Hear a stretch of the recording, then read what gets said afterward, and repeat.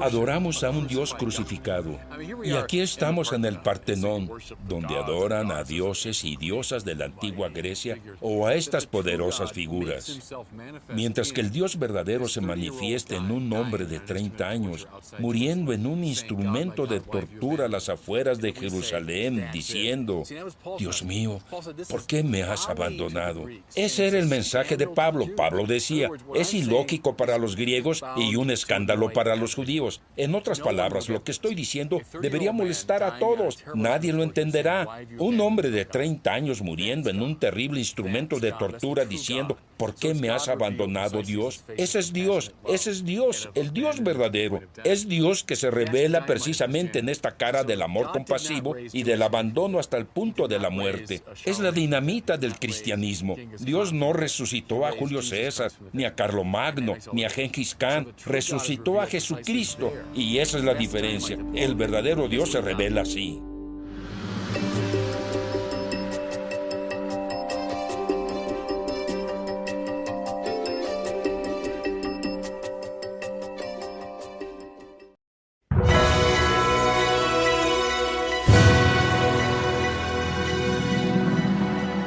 Soy Juan Manuel Castañón Rodríguez, presbítero de la Arquidiócesis de México. Pertenezco a la Quinta Comunidad, Parroquia Guadalupe, en México, del Camino Neocatecumenal.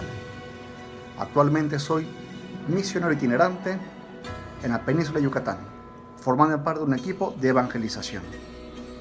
Yo he conocido a Word on Fire y a Monseñor Barron hace algunos años por medio de unos amigos de Newark, y lo primero que conocí de él fue la producción de San Francisco de Asís, que me impactó muchísimo. La profundidad, la belleza, el arte, la novedad del Evangelio, y a partir de ahí leer sus homilías, algunos de sus libros, o sea, ver cómo él va introduciéndonos en esta riqueza. A mí como presbítero me ha ayudado muchísimo, me está ayudando muchísimo para descubrir este fuego que lleva la palabra de Dios, para revivir mi sacramento, mi orden, para experimentar esta belleza de Jesucristo resucitado en ese tiempo de Pascua, esta novedad maravillosa del Evangelio. Por eso yo invito a todos los que no lo conocen el poder descubrir esta experiencia de una manera distinta, más enriquecedora, de aproximarse a Jesucristo por medio del Evangelio, por medio de la palabra, por medio de la historia de la Iglesia, de tantos santos y gente, hombres y mujeres santas que son realmente testigos del amor de Dios. Y yo esto lo estoy conociendo a muchos por medio de este servicio, de este ministerio que es Word on Fire. Yo bendigo a Dios por Monseñor Barron, porque también me está ayudando a permanecer firme en medio de todas mis luchas. Que Dios les bendiga.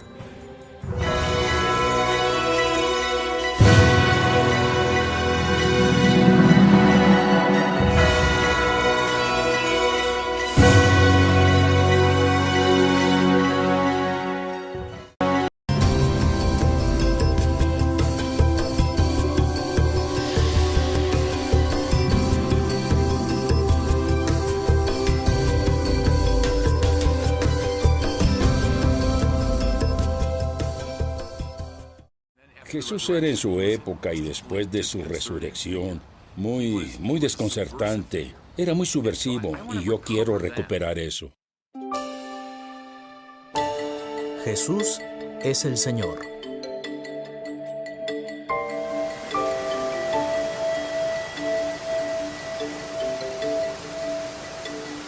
Sitio arqueológico Banias. Las montañas del Golán.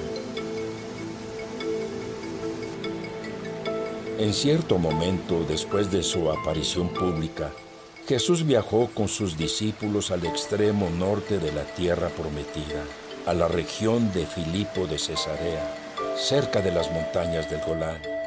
Hoy se ven las ruinas de un templo del dios Pan que estaba en pie en los días de Jesús. Fue aquí que les dirigió una pregunta muy peculiar. La pregunta era: ¿quién creen las personas que soy? No preguntó qué opinan de mis enseñanzas o qué impresión provoco. Son preguntas razonables. Era: ¿quién creen las personas que yo soy? Es difícil imaginar a otro fundador religioso preguntando eso. Buda no se concentraba en él, y eso es algo bueno. Decía, descubrí un camino y quiero enseñarlo. Mahoma no se concentraba en él. Decía, tuve una revelación y quiero compartirla. Confucio no decía, es sobre mí, es sobre un camino que hallé. Pero Jesús, su pregunta es, ¿quién dicen ustedes que soy yo? El Evangelio hace énfasis en este punto. La identidad personal de Jesús es lo principal, porque en el Evangelio, Él siempre habla y actúa representando a Dios.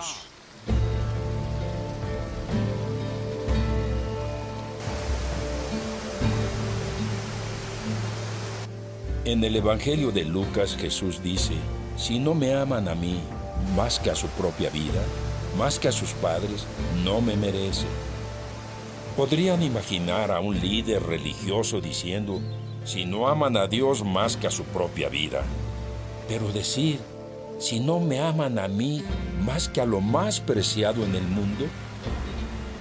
Jesús le dice al paralítico, hijo mío, tus pecados están perdonados. De inmediato la multitud dice, ¿quién se cree que es este hombre? Solo Dios perdona los pecados. Y este es el punto. Jesús obliga a una decisión como ningún otro fundador religioso. O estás conmigo, dijo, o estás contra mí. ¿Ven por qué? Si es quien Él dice ser, pues tenemos que darle toda nuestra vida. Si Él es Dios, es el centro de nuestra vida. Si no es quien dice ser, no es un buen hombre. Es un peligroso, fanático, perdido. Jesús, más que ninguna figura, más que ningún fundador religioso, nos hace tomar una decisión.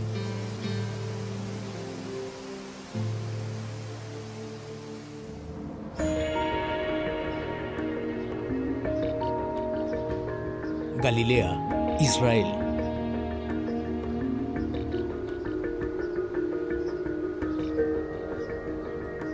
Hay un extraño pasaje en el capítulo 10 del Evangelio de Marcos que se comenta poco.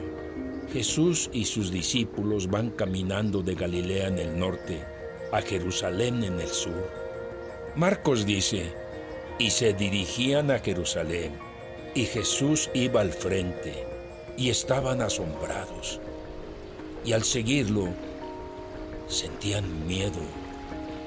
Este oscuro fragmento me parece revelador. Puedes sentirte intrigado por un maestro religioso. Puedes estar cautivado por un líder espiritual, pero asombrado y con miedo. Hay que recordar que en el Antiguo Testamento, el asombro y el temor son dos respuestas comunes ante Dios. Si entendemos lo particular de Jesús, podemos ver sus enseñanzas y acciones con mayor entendimiento. Era Dios encarnado, Yahvé caminando entre su pueblo.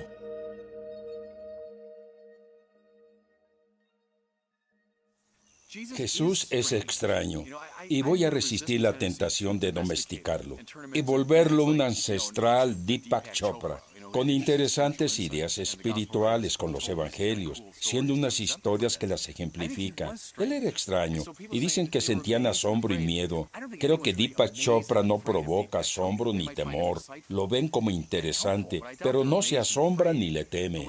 Pero si alguien toma 5 panes y un pescado y alimenta a 5,000, eso sí da miedo. Y yo creo que si lo domesticamos mucho, le quitamos esas dimensiones. Les interesaba mucho el hecho de que Jesús exorcizara, que realizara milagros y curara, aun cuando calma la tormenta. Al terminar dicen, ¿quién es Él? ¿Quién es este hombre que calma? Conocían a gurús espirituales, tenían rabinos, maestros, gente inteligente, pero Él estaba más allá. ¿Quién es Él que calma los mares?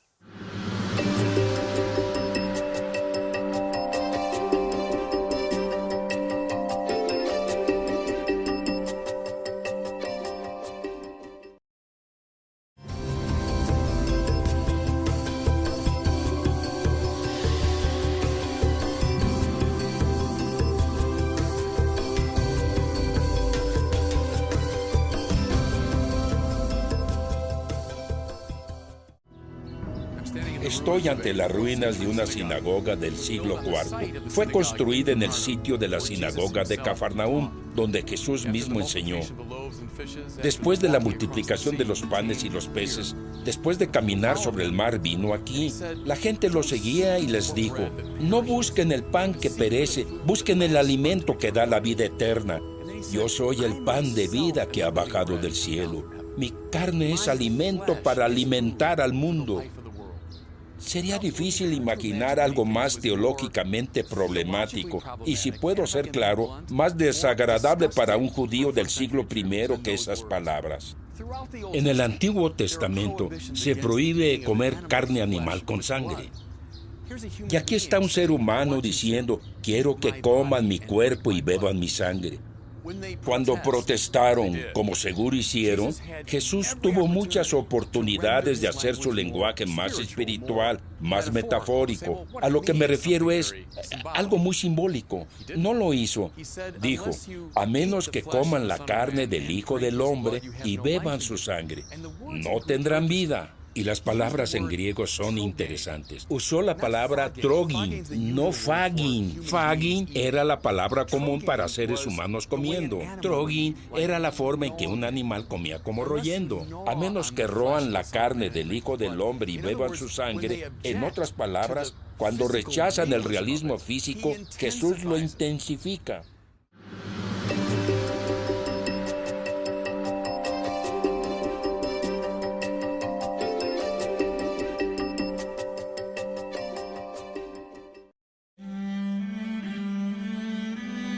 Madre de la Iglesia.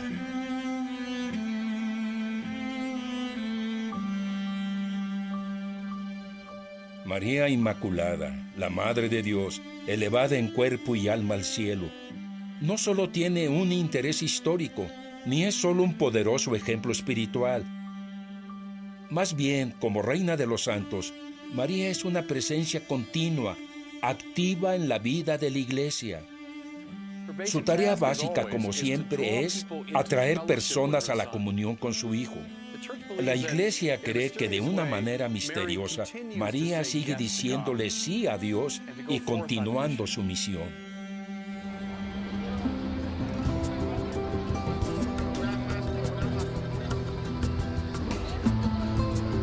Ciudad de México.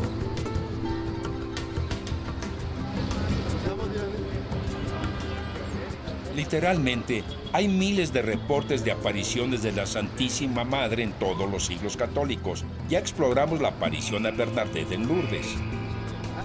Capilla del Pocito, Cerro del Tepeyac, al norte de la Ciudad de México. Ahora vamos a hablar de un extraordinario encuentro entre la Santa Madre y, como casi siempre, uno de sus pequeños. El 9 de diciembre de 1531, unos 10 años después de que los españoles trajeran la fe a esta parte del mundo, un indígena llamado Juan Diego, recién converso a la fe, caminaba por la colina del Tepeyac, donde estoy parado. Iba camino a misa. Escuchó el canto de las aves, volteó a ver de dónde venía y encontró una visión impresionante. Había una mujer vestida con luz celestial.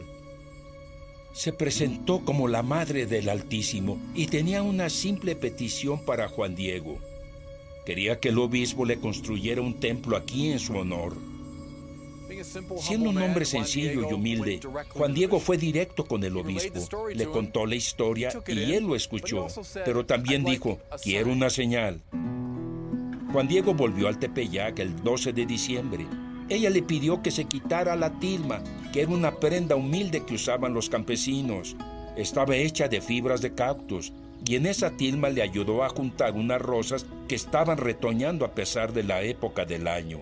Esa sería la señal para el obispo. Juan Diego tomó todas las rosas y fue directo con el obispo. Lo hicieron esperar un rato.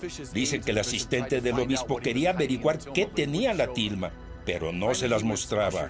Al fin fue llevado ante el obispo, abrió su tilma y las rosas cayeron al suelo. Pero luego, para su sorpresa, vio que el obispo se arrodillaba, porque algo más impresionante pasó. En la tela de la tilma estaba la imagen de la mujer vestida de luz.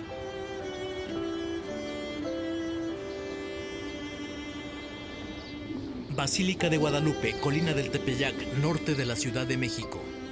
Uno estaría tentado a decir qué encantadora historia para una época más simple y crédula. Pero la mejor contraindicación para escépticos es la tilma misma, que pueden ver a mis espaldas. Los estudios muestran que es del siglo XVI y que está hecha de las simples fibras de cactus, que en las mejores circunstancias durarían 20 o 25 años. Pero sigue ahí, 500 años después.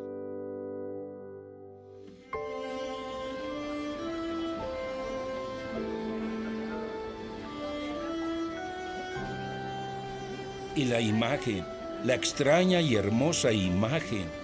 Los estudios muestran que no se usaron pigmentos conocidos al hacerla y no hay un trazo por debajo. Además, el poder simbólico que tiene es extraordinario. Es una mestiza, ni española ni azteca. Una mezcla de las dos razas. Los mexicanos la llaman la morena, por el color de su piel.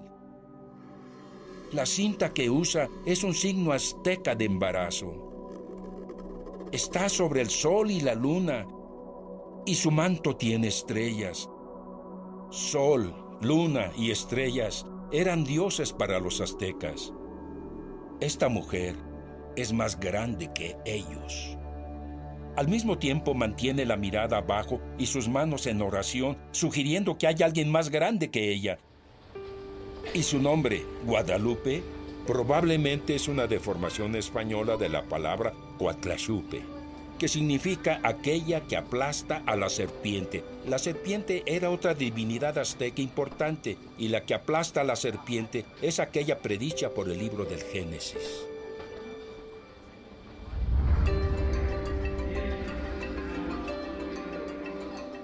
Es un hecho aceptado que a 10 años de la aparición, casi toda la nación mexicana se había convertido al cristianismo.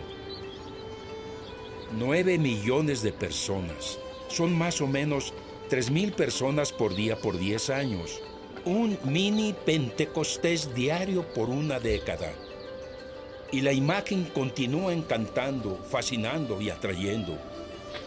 El templo de Nuestra Señora de Guadalupe es uno de los sitios religiosos más visitados del mundo cristiano. Las personas vienen aquí por millones para ver a la morena. Algunos se acercan suplicando, en penitencia o gratitud, de rodillas.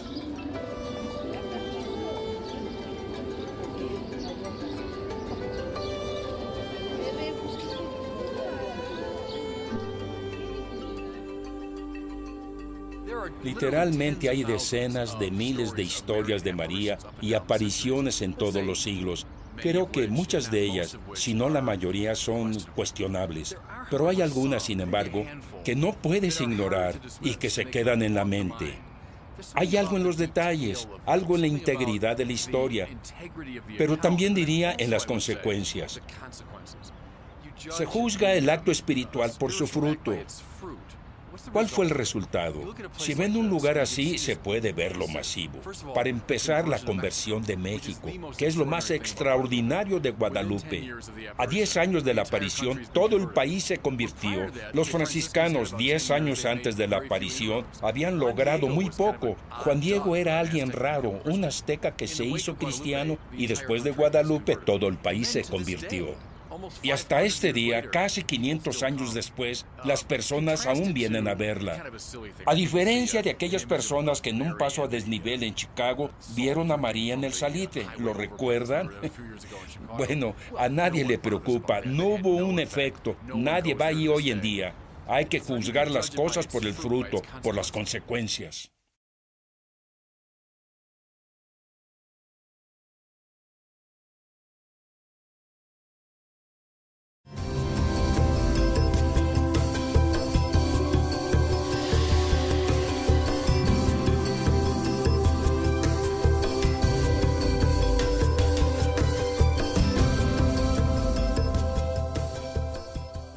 Esto, por cierto, es por lo que todos nos sentimos inquietos e insatisfechos casi todo el tiempo, Juan diagnosticó un desorden espiritual fundamental de esta forma. Tratamos de llenar estas cavernas infinitas con los bienes de este mundo, con placer, sexo, poder y honor.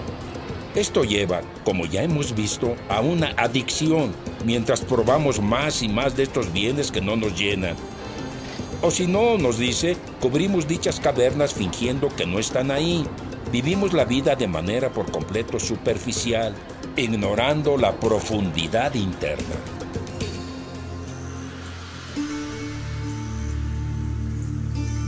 Si queremos satisfacer dicha ansia, tenemos que pasar por un proceso purgatorio. Todos los maestros espirituales hablan del camino purgatorio, el proceso mediante el cual nos deshacemos de este apego a los sustitutos de Dios, lo que Juan llamaría ídolos. Juan de la Cruz dice que es un proceso de 2 pasos, que involucran la noche oscura de los sentidos y la noche oscura del alma.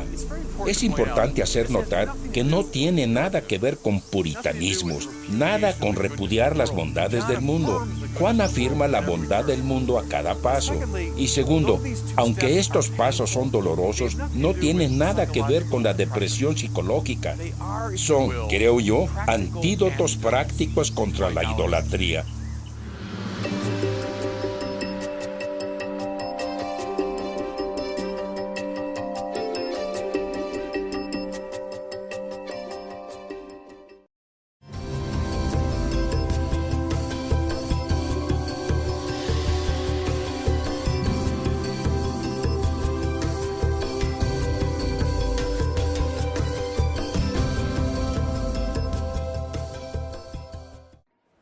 Casi cada ateo que conozco no entiende a qué llamamos Dios.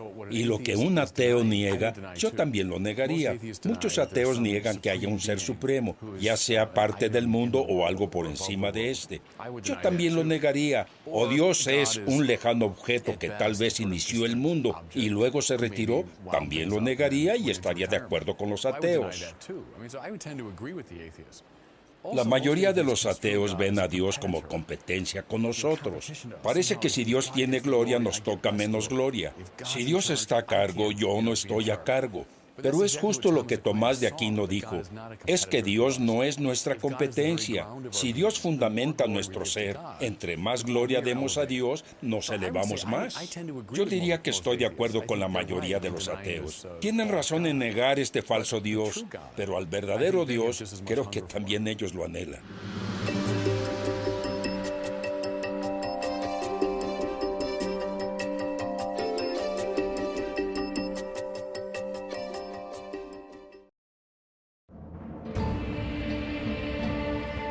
Hay 2 opciones con respecto a Jesús. O Él es quien dice ser, o es un malvado.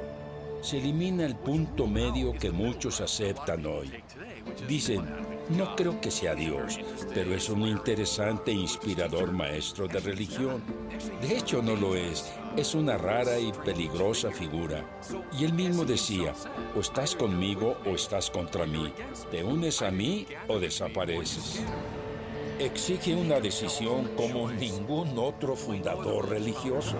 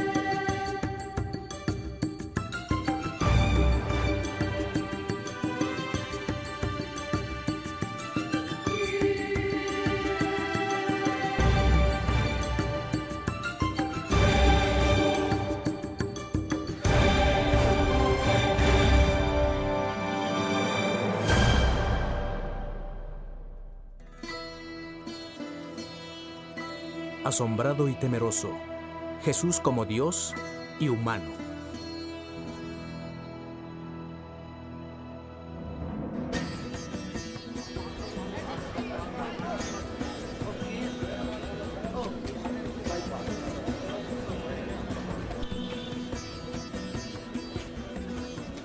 Todo comienza con una broma. La esencia del humor es la combinación de opuestos y la amalgama de incongruencias. La propuesta central del cristianismo es que Dios se hizo humano. Dios se hizo como nosotros, tomando Él mismo la naturaleza humana.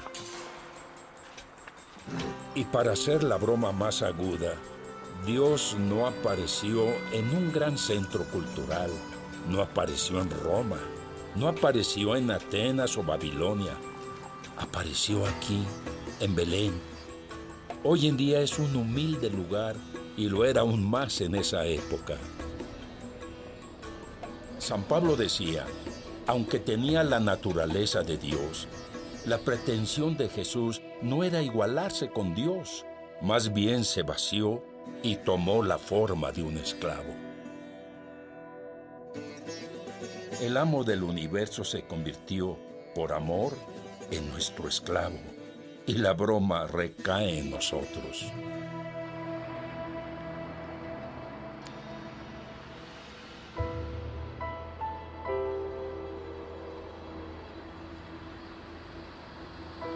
Jerusalén, Israel.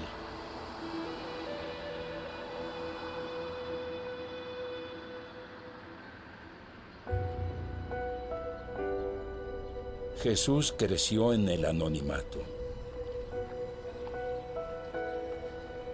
No sabemos casi nada de sus primeros 30 años, solo que tal vez lo entrenaron como carpintero. No era miembro de una escuela rabínica. No era escriba, ni fariseo, ni un sacerdote. Por así decirlo, era común.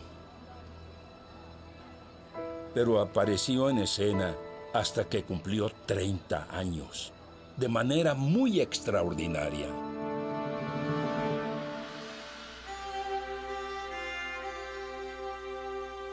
En las colinas de Galilea, este carpintero comenzó a predicar con una valentía inquietante y sin precedentes, tomando autoridad personal sobre la Torá misma, que era la ley divina, considerada como la suprema corte de cualquier rabino fiel. También realizó grandes milagros de curaciones y demostró dominar las mismas fuerzas de la naturaleza. Los evangelios dicen que la multitud se acercaba a él por todas partes. La mayoría se preguntaba, ¿quién era ese hombre?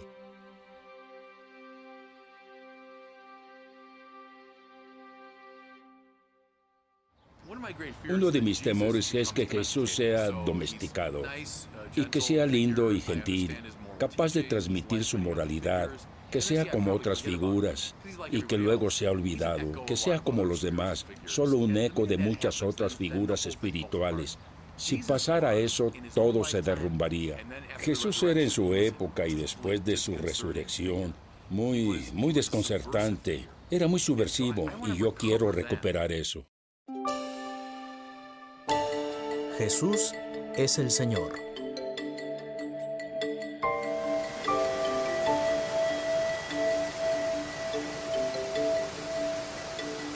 Sitio arqueológico Banias, las montañas del Golán.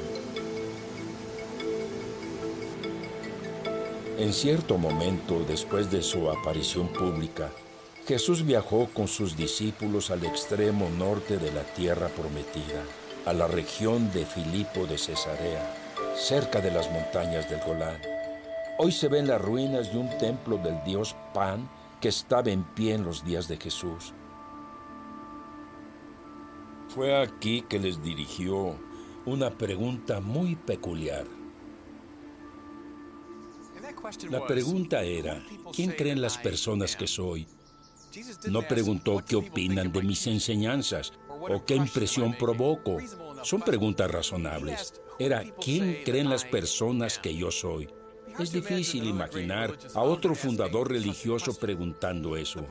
Buda no se concentraba en él, y eso es algo bueno.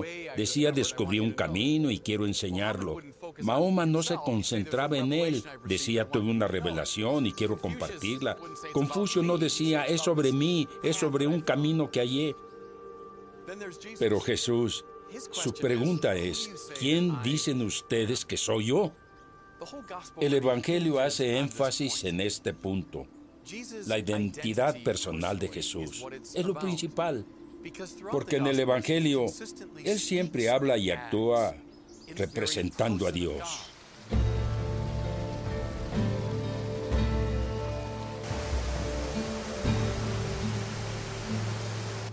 En el Evangelio de Lucas, Jesús dice, si no me aman a mí más que a su propia vida, más que a sus padres, no me merecen. Podrían imaginar a un líder religioso diciendo, si no aman a Dios más que a su propia vida. Pero decir, si no me aman a mí más que a lo más preciado en el mundo. Jesús le dice al paralítico, hijo mío, tus pecados están perdonados. De inmediato la multitud dice, ¿quién se cree que es este hombre? Solo Dios perdona los pecados. Y este es el punto. Jesús obliga a una decisión como ningún otro fundador religioso. O estás conmigo, dijo, o estás contra mí. ¿Ven por qué? Si es quien Él dice ser, pues tenemos que darle toda nuestra vida. Si Él es Dios, es el centro de nuestra vida. Si no es quien dice ser, no es un buen hombre, es un peligroso, fanático, perdido. Jesús, más que ninguna figura, más que ningún fundador religioso, nos hace tomar una decisión.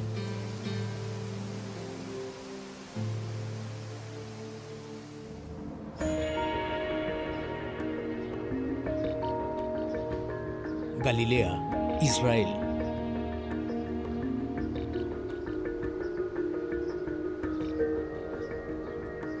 Hay un extraño pasaje en el capítulo 10 del Evangelio de Marcos que se comenta poco. Jesús y sus discípulos van caminando de Galilea en el norte a Jerusalén en el sur. Marcos dice, y se dirigían a Jerusalén, y Jesús iba al frente, y estaban asombrados. Y al seguirlo, sentían miedo. Este oscuro fragmento me parece revelador. Puedes sentirte intrigado por un maestro religioso. Puedes estar cautivado por un líder espiritual, pero asombrado y con miedo. Hay que recordar que en el Antiguo Testamento, el asombro y el temor son dos respuestas comunes ante Dios. Si entendemos lo particular de Jesús, podemos ver sus enseñanzas y acciones con mayor entendimiento. Era Dios encarnado, Yahvé caminando entre su pueblo.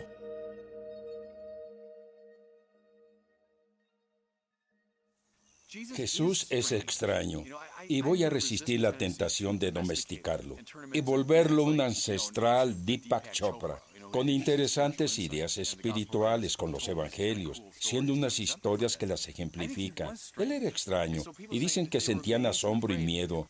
Creo que Deepak Chopra no provoca asombro ni temor. Lo ven como interesante, pero no se asombran ni le temen. Pero si alguien toma 5 panes y un pescado y alimenta a 5,000, eso sí da miedo. Y yo creo que si lo domesticamos mucho, le quitamos esas dimensiones. Les interesaba mucho el hecho de que Jesús se exorcizara, que realizara milagros y curara, aun cuando calma la tormenta. Al terminar dicen, ¿quién es Él? ¿Quién es este hombre que calma? Conocían a gurús espirituales, tenían rabinos, maestros, gente inteligente, pero Él estaba más allá. ¿Quién es Él que calma los mares? Reuniendo las tribus.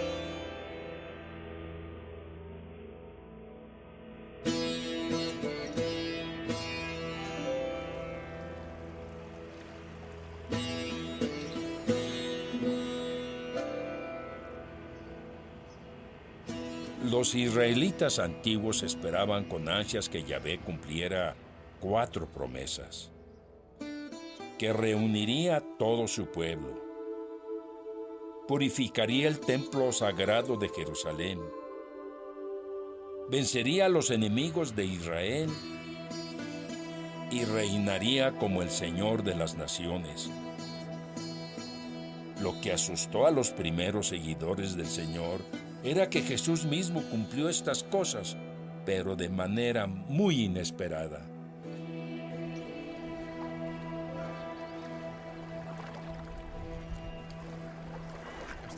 Estoy a la orilla del mar de Galilea. Este es el país de Jesús. En estas colinas predicó por primera vez, y su tema era simple y directo: el reino de Dios está aquí. Estudiosos han gastado mares de tinta para explicar qué significa el reino de Dios. Deberíamos preguntar qué pensaban las personas de estas colinas. Para ellos significaba: las tribus se reúnen.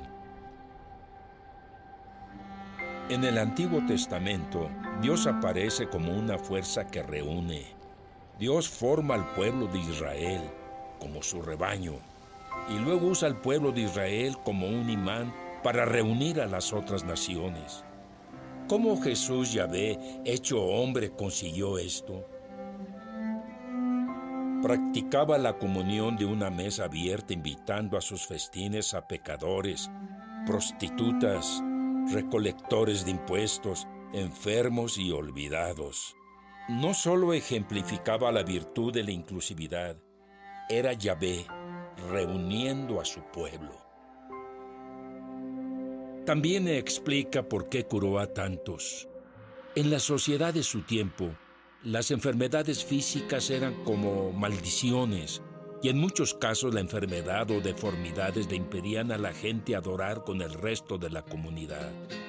Al curar a ciegos y sordos, tullidos y leprosos, Jesús era Yahvé, atendiendo las heridas de su pueblo, restaurando su comunión. Jesús puso de cabeza muchas de las convenciones sociales de su época.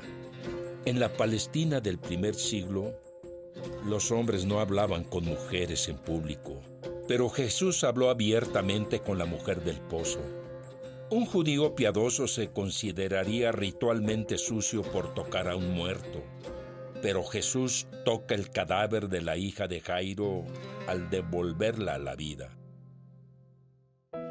En la época de Jesús, como en la nuestra, los lugares de honor en los banquetes eran buscados. Pero Jesús les decía a sus discípulos que buscaran los más bajos. Todo esto era para construir el reino y reunir a las tribus.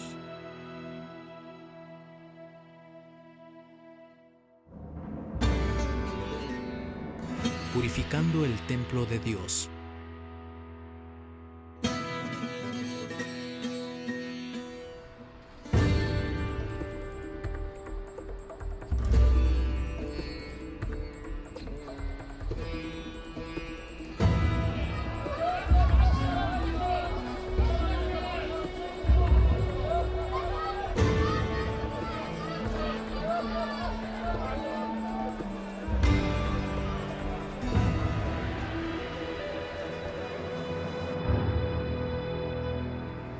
Este es uno de los lugares más sagrados del planeta, el Monte del Templo, sagrado para judíos, cristianos y musulmanes. Es un lugar tan santo porque durante 1000 años, en ese lugar donde ahora se ve el santuario musulmán del Domo de la Roca, estaba el gran templo de Yahvé, Dios de los israelitas. Era el centro litúrgico, religioso y cultural de su vida. En ese mismo lugar y en el clímax de su vida apareció Jesús. Tomó un nudo de sogas y sacó a los cambiadores de dinero, volteó las mesas y luego dijo: voy a derrumbar este lugar y lo reconstruiré en 3 días. Es difícil imaginarnos en nuestros términos lo que eso significaba, porque la religión, sociedad y cultura estaban tan unidas en tiempos de Jesús que esto afectaba todo. Era lo más radical que Jesús podía hacer y es lo que provocó directamente su crucifixión. Pues, ¿qué era lo que estaba haciendo? ¿Qué significaban las palabras? Para entender más a fondo debemos entender qué significaba el templo. De nuevo recordemos que los israelitas esperaban que Yahvé purificara el templo, que reuniera a su pueblo en una alabanza correcta. Una sencilla y muy significativa enseñanza es esta: nos volvemos lo que adoramos. Nos reconformamos según lo que consideramos el bien máximo. Dios quería que su pueblo lo adorara para que se volviera como Él. Por eso el templo de Jerusalén, el lugar de adoración de Yahvé, era central para el Israel antiguo. La esperanza era que todas las naciones del mundo fueran atraídas a Dios, precisamente gracias a las alabanzas correctas de los israelitas. El profeta Isaías lo ponía así: la montaña del Señor de los ejércitos se levantará sobre las otras montañas, y hacia ella fluirán todos los pueblos. Pero los israelitas caían una y otra vez en la alabanza a falsos dioses, a veces a los dioses de naciones vecinas, pero también a los dioses de la riqueza, el poder, el nacionalismo y el placer. Por esto es que los grandes profetas continuamente llamaban de vuelta a su nación para dar al verdadero Dios las alabanzas. La falsa idolatría de los israelitas se simbolizó para los profetas en la corrupción del templo de Jerusalén. Ezequiel imaginó que la gloria de Dios había dejado el templo y que un día regresaría cuando se purificara. Y al ser así, agua brotaría de su costado para la renovación del mundo. Ahora podemos entender algunas de las acciones y palabras enigmáticas de Jesús respecto al templo. Cuando dijo al referirse a sí mismo: «Tienen algo más grande que el templo aquí», se designaba a sí mismo como el nuevo lugar de adoración, el templo en que lo humano y lo divino se unen. Al purificar el templo, no solo era como un radical de los años 60 manifestándose contra el Estado. Estaba juzgando el antiguo templo y estableciéndose a sí mismo como el lugar de justa adoración. En el Evangelio de Juan, Jesús especifica que después de destruir el antiguo templo, en 3 días Él lo reconstruiría. Se refería al templo de su cuerpo. Después de la crucifixión de Jesús, cuando el soldado romano abrió su costado con una lanza, agua y sangre brotaron. Esto representa el cumplimiento de la gran profecía de Ezequiel, que cuando la gloria de Yahvé regresara al templo, agua brotaría por su costado para la restauración del mundo.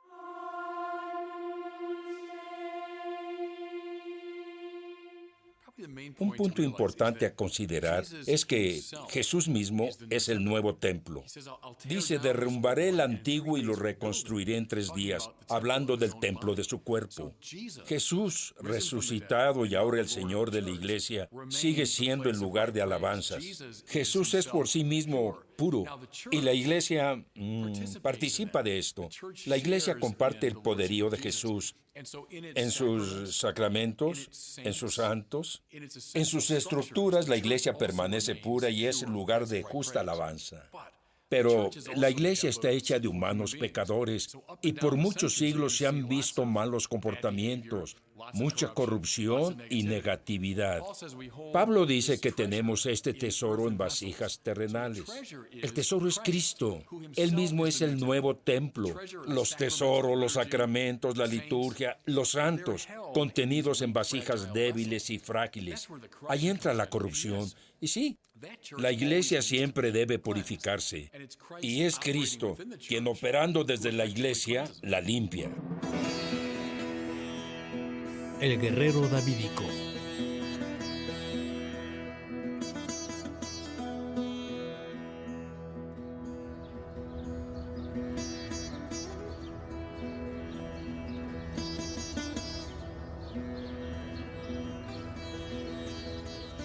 Uno de los temas más evocativos en el Antiguo Testamento es la representación de Dios como un guerrero. Yahvé pelea contra los enemigos de Israel. Sin embargo, Israel no era la nación suprema del mundo. Al contrario, fue durante toda su historia esclavizada por Egipto, atacada por los filisteos, exiliada por los asirios y los babilonios, dominada por los griegos y los romanos. Y así los israelitas comenzaron a soñar que un día Dios pelearía definitivamente contra los enemigos de su nación y la haría el poder dominante del mundo. Así que no debería sorprendernos que cuando Jesús aparece, hablando y actuando, personificando a Dios, viene a pelear. Pero qué extraño guerrero era.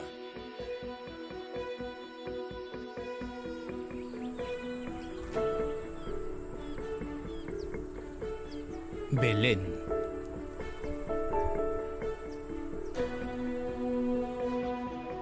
La primera imagen de Cristo el guerrero es en Belén, en el establo donde el templo de la Natividad se encuentra. La historia de la Navidad no solo es un cuento hermoso que le decimos a nuestros niños, está lleno de motivos de un Jesús guerrero que vino a pelear. C.S. Lewis, el gran escritor inglés, dice que Jesús vino en silencio, de manera tan velada, porque debía pasar clandestinamente tras líneas enemigas.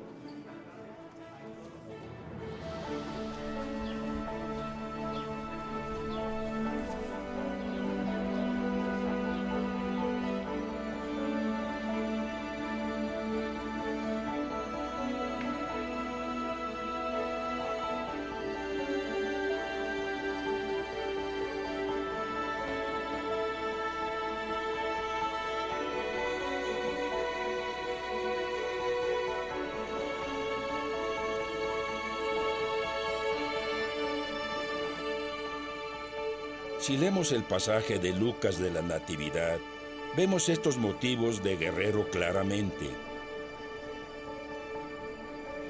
¿Y cómo abre la historia? Invocando a dos de las personas más poderosas del momento. Dice siendo Cirenio, el gobernador de Siria, y cuando César Augusto gobernaba todo el mundo, se ordenó un censo. Cirenio, César Augusto, dos de las personas más prominentes del mundo antiguo. Así espera uno que los poemas e historias del mundo antiguo empiece invocando a los poderosos. Pero luego San Lucas nos sorprende de verdad, porque dice, mi historia no es realmente sobre ellos.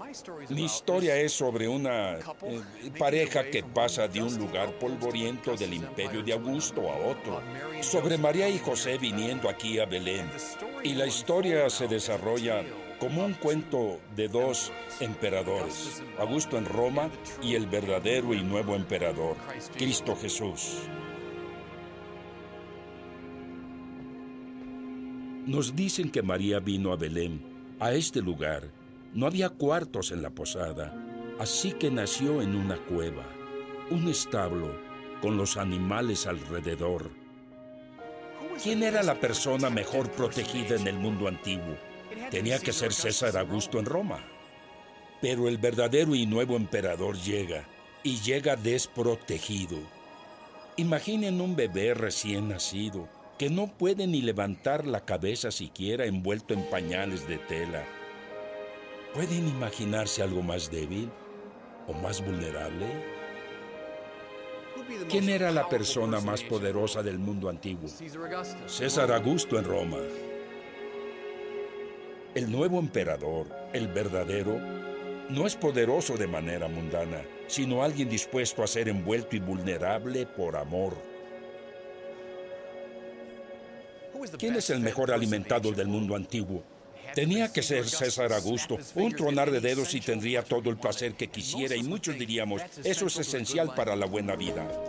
Pero el emperador verdadero, el nuevo, no es alimentado, sino que se vuelve alimento para el mundo, puesto en el comedero donde los animales comen. Otro detalle de la historia Dicen que un ángel se aparece a los pastores en las colinas que rodean a Belén. No sean románticos con los ángeles. La típica reacción ante un ángel en la Biblia es miedo. Imaginen una realidad de otra dimensión. Este poder supremo que de pronto aparece en el mundo. El miedo es reacción natural. El ángel anuncia la buena nueva y luego dice: con ese ángel apareció una estratia de ángeles. Esa palabra significa ejército en toda la extensión de la palabra. La palabra estrategia y estratégico viene de ahí. Con ese ángel apareció un ejército de ángeles. ¿Quién tenía el ejército más poderoso del mundo antiguo? César Augusto, y por eso podía dominarlo.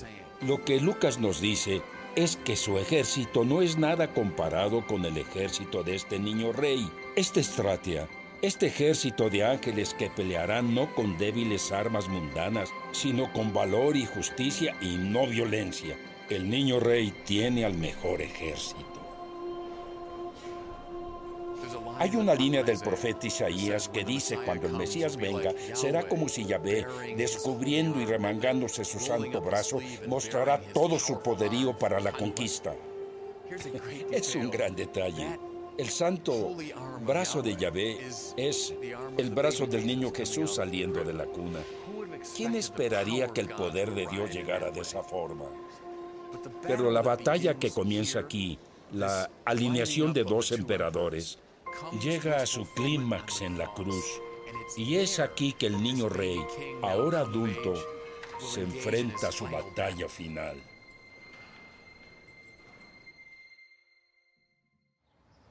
Parte de la poesía de la Biblia es que Dios es inesperado. Dios es amor. Es un mensaje extraño, no es un mensaje común en realidad, que Dios sea poderoso, señorial y que juzgue. Parece más natural que Dios sea amor y por lo tanto se entregue. Que Dios venga como niño es parte de la gracia y poesía del cristianismo. Los primeros cristianos lo entendieron. Les encantó la poesía y lo paradójico de ello. Enfrentándose a los enemigos de Israel.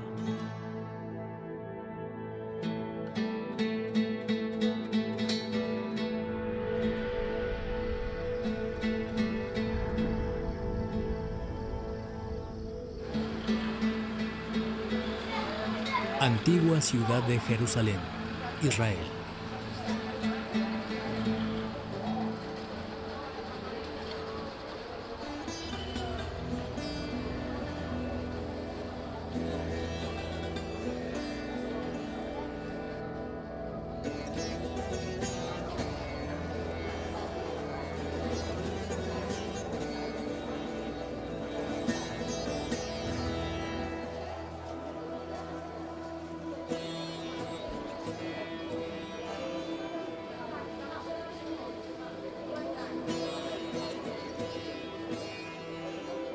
El domingo de Ramos entró a la ciudad de Israel alabado como el hijo de David, el rey, como guerrero davídico. Y como vimos, subió al recinto del templo y buscó una pelea.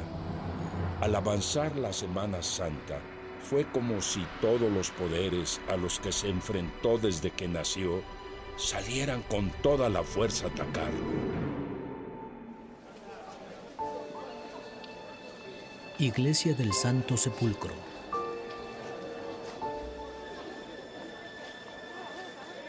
La iglesia del Santo Sepulcro en Jerusalén está construida sobre el lugar de la crucifixión y entierro de Cristo. Conmemora y preserva el campo de batalla donde el Jesús guerrero se enfrentó a la batalla máxima. Cuando lees los pasajes tan densos y apasionados en el Evangelio, ves todas las formas de disfunción humana presentes.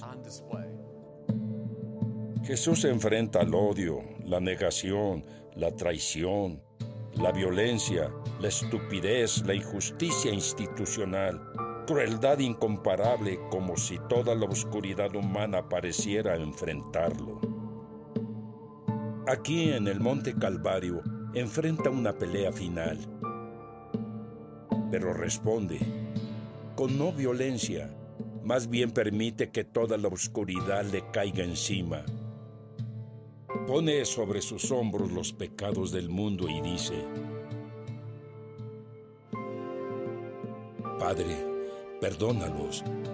No saben lo que hacen. Es como si en la cruz Jesús interrumpiera el enfrentamiento entre violencia contra violencia, de venganza contra venganza, que ha afectado a la raza humana desde el comienzo, como si Dios Padre tomara la cruz y la pusiera en los engranes para interrumpir el terrible proceso. Jesús se lleva con él los pecados del mundo. Así es como pelea. N.T. Wright dice: desde un punto de vista histórico, es prácticamente imposible explicar el surgimiento del cristianismo como un movimiento mesiánico, excepto por la resurrección. Si querías el más claro indicador de que alguien no era el Mesías de Israel, sería su muerte a manos de sus enemigos. Vimos que el Mesías debía reunir a las tribus, debía guiar a la nación y vencer a los enemigos de Israel. Por tanto, la definición más clara posible de que alguien no era el Mesías es que era crucificado por los romanos. En el año 132, Bar Kokhba hizo una revolución. Muchos dijeron que él era el Mesías. Hubo monedas que decían año 1 de Bar Kokhba. Su revolución fue sofocada. Fue muerto por los romanos y nadie cree que él era el Mesías. Pero los primeros cristianos proclamaban justo esto. Sitio de la resurrección. Pablo dice, Jesus Christus, su versión griega de Yeshua Mashiach, Jesús el Mesías.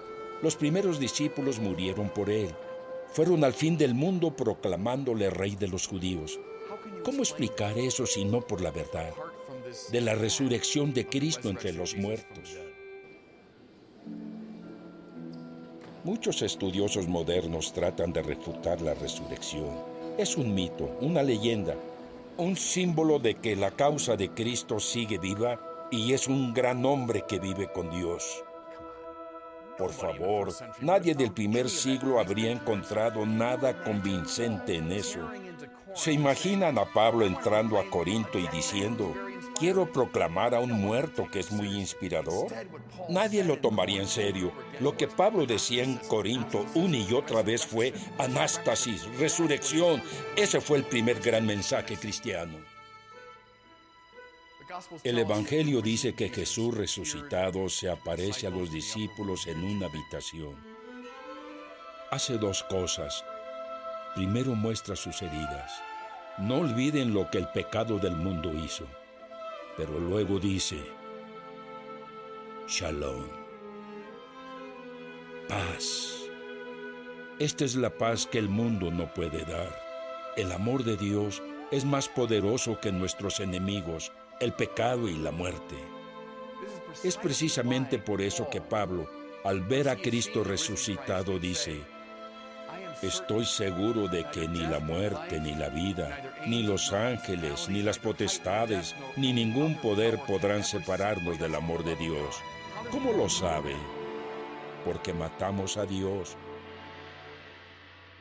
Y Dios regresó con el perdón de su amor.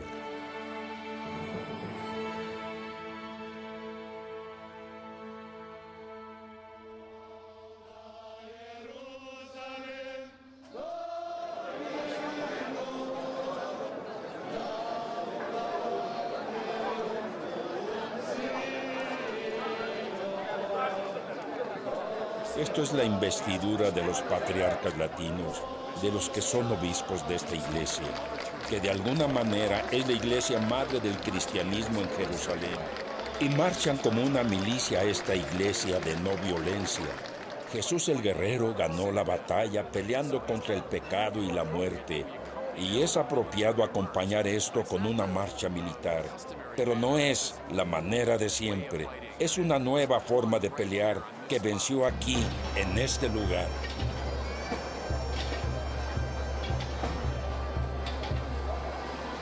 A mí me encanta la imagen de Jesús el guerrero, porque es un guerrero muy raro. Es un guerrero poco común y nada convencional, pero viene a pelear contra el poder del mal, del odio, de la violencia, y la gran revelación es que pelea con el arma de la cruz y tiene un enfrentamiento con Poncio Pilatos. Desde sus inicios es Jesús contra el Imperio Romano enfrentándose siempre, y al final Pilatos cree que ganó, pero en realidad está vencido por el poder de la cruz. Y esto se proclama por todo el mundo al levantar la cruz. En el siglo I, al levantar una cruz, te tomarían por loco. Levantas un brutal instrumento de tortura, pero es una ironía. Mostrarla al enemigo es burla. ¿Crees que nos da miedo? Todo el mundo le temía. No hay nada más espantoso. Y ahora decimos, no nos asusta porque Dios la conquistó.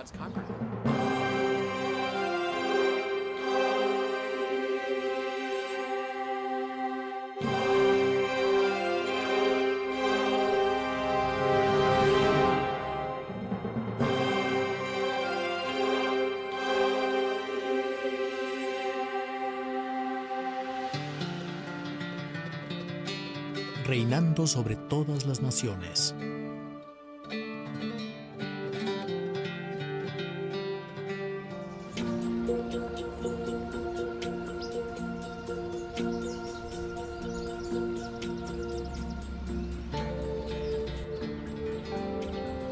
A la luz de la resurrección, los primeros cristianos entendieron que había un nuevo rey de las naciones. Por lo tanto, tomaron como su tarea el anunciar este hecho a todo el mundo.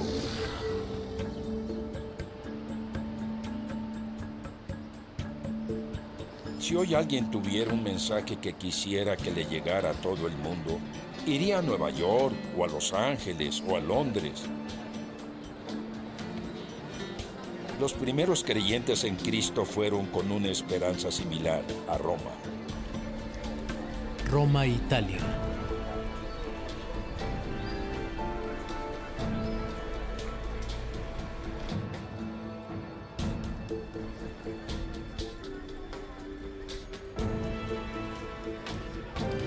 En el Foro Romano está el Arco de Tito, construido para conmemorar la destrucción de Jerusalén por los romanos en el 70 después de Cristo.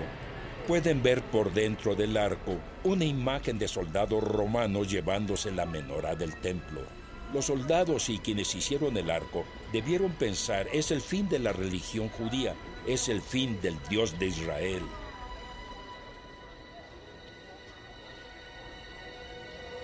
La ironía suprema fue que en ese momento, con personas como Pedro y Pablo y sus compañeros cristianos vinieron a Roma. El Dios de Israel venía personificado en Jesús a Roma, y a través de Roma al resto del mundo. San Pablo, al ver al Cristo resucitado, lo entendió de inmediato. Por eso en todas sus cartas encontramos la frase, Jesús Kyrios, Jesús es el Señor. Para nosotros suena una declaración blanda y sin espíritu, pero en la época de Jesús era un grito de guerra, porque el lema de la época era César Kyrios, César es el Señor, César es a quien se le debe la lealtad. El mensaje que Pablo daba al mundo era no, César no, Jesús Kyrios, Jesús es el Señor. En las laderas de la colina del Capitolio vivía San Marcos, y Marcos escribió en el año 70 el primer evangelio. Se escribió unos años después de que los amigos de Marcos, Pedro y Pablo, fueran asesinados. Y Marcos escribió esto al principio de su evangelio, la buena noticia sobre Jesucristo, el Hijo de Dios. De nuevo, parecen palabras espirituales, pero eran un grito de guerra, evangelio. La palabra en griego, buena nueva, se usaba para describir una victoria imperial. Cuando el César ganaba una batalla, enviaba mensajeros con la palabra evangelio. Hay buenas noticias de la victoria. Vean lo que Marcos dice, y lo subversivo que era. Las buenas noticias no tienen que ver con César, tienen que ver con alguien a quien César mandó matar y que Dios resucitó. tiene que ver con Jesucristo, y luego para terminar lo llama Oh Dios tu Theú, el Hijo de Dios. Era un título imperial. César era el Hijo de Dios. Marcos dice César no, más bien Cristo. Imagínenlo bajo el vientre de la bestia. Está en el corazón del imperio que mató a sus amigos y usa estas palabras subversivas. En abril de 2005, el Papa Benedicto XVI fue electo. Salió a la galería frontal de San Pedro y reunidos a su lado estaban los cardenales que lo eligieron. Las cámaras captaron la pensativa expresión del cardenal Francis George de Chicago. Cuando volvió a casa, los reporteros le preguntaron ¿en qué pensaba al estar mirando desde la galería de San Pedro? Y él dijo: estaba observando el Circus Maximus, la colina palatina, donde los emperadores romanos reinaban y perseguían a los cristianos. Y pensé, ¿dónde están sus sucesores? ¿Dónde está el sucesor de Julio César? ¿Dónde está el sucesor de Marco Aurelio? Y al final, ¿qué importa? Pero si quieres ver al sucesor de San Pedro, está aquí, junto a mí, sonriendo y saludando a la multitud.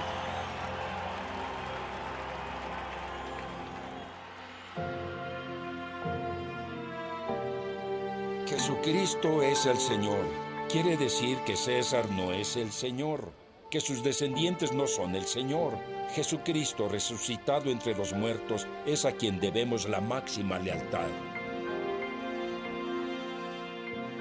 Así que Jesús cumplió las 4 promesas del Mesías. Reunió las tribus, limpió el templo, se enfrentó a los enemigos de Israel y ahora reina como el Señor de las naciones.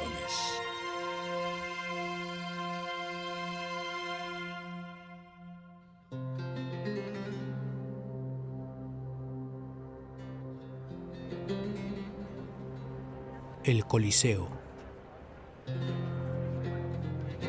Siempre me conmueve venir al Coliseo. Siempre digo, ganamos. Este era el lugar en que los cristianos, no los primeros, sino aquellos del siglo II en adelante, fueron perseguidos y torturados. El espíritu siempre es más poderoso que lo mundano, aunque no parece así. Siempre parece que podemos con eso. Como Pío XII. Hizo una crítica a Stalin y este contestó: Pío XII, ¿cuántas divisiones tiene? La ironía es que el sucesor de Pío XII venció al sucesor de Stalin, y sin una sola división, sino con el poder del espíritu. A eso se refiere este lugar. El Viernes Santo el Papa entra aquí cargando una cruz, porque la cruz era el símbolo del poder romano. Significaba: si te nos cruzas, irónicamente es donde te pondremos. Así es como el poder secular se mantiene, con la violencia. Pero nosotros usamos el símbolo romano como una burla a ellos y sus sucesores, porque con su cruz llegó la victoria de Dios. Una victoria de no violencia y compasión, de amor y perdón, y es más poderosa que nada en el mundo, porque es el poder con el que el mundo fue creado. Dios no creó el mundo con violencia, sino con amor, y el amor es más duradero y poderoso que el odio. Esa es la gran lección de la Iglesia.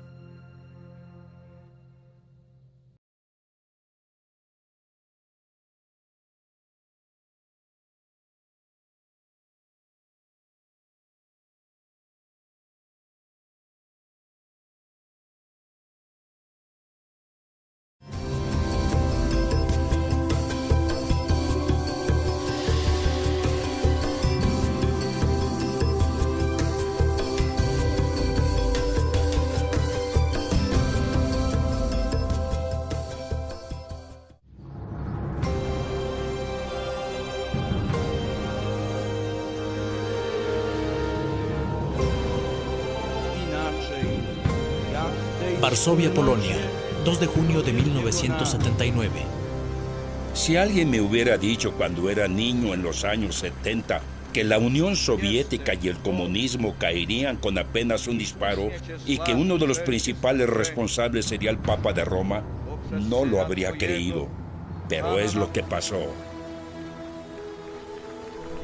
Juan Pablo II vino a esta plaza, la Plaza de la Victoria en el centro de Varsovia, y celebró la misa frente a cientos de miles de personas. Durante la homilía, el Papa habló de Dios, de la libertad, de derechos humanos, y mientras decía la homilía, la multitud empezó a gritar: ¡Queremos a Dios! ¡Queremos a Dios! El Papa continuó así como la multitud: ¡Queremos a Dios! Y empezaron a decirlo con ritmo todos en la plaza: ¡Queremos a Dios! ¡Queremos a Dios! Hubo personas receptivas que supieron que el control soviético sobre Polonia y el imperio comunista estaba muerto. Este movimiento de Juan Pablo II es uno de los más importantes ejemplos actuales de provocación con no violencia.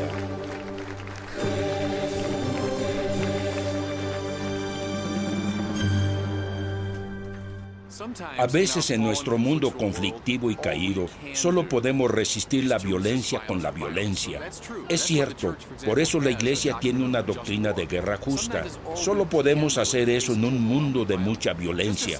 Así como a veces lo único que podemos hacer es correr o claudicar. Estoy de acuerdo, no vivimos en un mundo perfecto. Y a veces hay que comportarse así. Sin embargo, creo que marginamos las enseñanzas de Jesús como un ideal muy alto que nadie puede seguir. Falso. Está Gandhi en el siglo XX que lo aprendió de Mateo capítulo 5. No lo aprendió de su tradición hindú. Fue cuando estuvo en Londres y leyó el Evangelio de Mateo y dijo que era extraordinario. Y su amigo cristiano decía: bueno, nadie lo toma muy en serio. Y Gandhi dijo: yo sí lo hago. Y en verdad le funcionó en la India. Martin Luther King seguía a Gandhi y conocía los textos como predicador cristiano y sabía que podían ser muy poderosos. Juan Pablo II, que leyó el mismo texto y vio su poder, lo utilizó. Encontraron un momento propicio. Los tres sabían que en esta circunstancia, en este tiempo, funcionaría. Pero no hay que decir que eso es solo un ideal que jamás funcionaría en nuestro mundo. No, porque en el siglo XX tenemos estos tres poderosos ejemplos de un enorme mal que es vencido con la no violencia.